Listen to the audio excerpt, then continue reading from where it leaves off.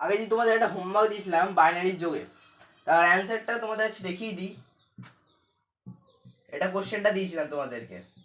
Binary number 0 সাথে 1 যোগ করলে 1 হয়, 1 এর সাথে 0 যোগ করলে 1 হয়, 1 + 1 2, 2 একটা বাইনারি নাম্বার নয়। তাহলে কী করবো, আবার 2 দিয়ে 2কে ভাগ করবো, 2 1 যা 2, 0 0 হচ্ছে কি রিমাইন্ডার, রিমাইন্ডারটা বসবে বলেছিলাম তোমাদেরকে, আর 1 ক্যারি থাকবে, এই 1টা এখানে বসবে, দিয়ে 1 হচ্ছে 1 0 1 1।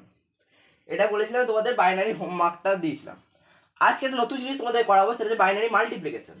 বাইনারি মাল্টিপ্লিকেশন যে 1 1 0 1 ইন্টু 1 1 1, 1 ইন্টু 1 জানি আমরা 1 হয়, 1 এর সাথে 0 0 হয়, 1 ইন্টু 1 1 হয়, 1 ইন্টু 1 1 হয়। এবার ক্রস সাইন বসবে একটা জানো, তারপর 1 এর সাথে 1 1 হয়, 1 এর সাথে 0 0 হয়, 1 এর সাথে 1 1 হয়, 1 এর সাথে 1 1 হয়। আবার ডবল ক্রস সাইন বসবে, এটাও তোমরা জানো, 1 ইন্টু 1 1, 1 এর সাথে 0 0, 1 ইন্টু 1 1, 1 ইন্টু 1 1।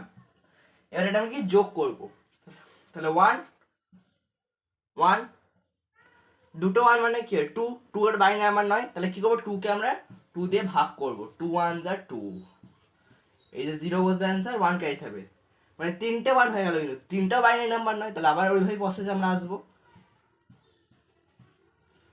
তাহলে এখানে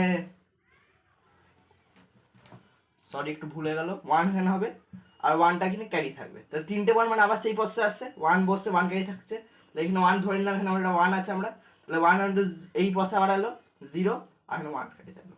এটা কি, এটা বাইনারি নাম্বার। থ্যাংক ইউ সবাইকে।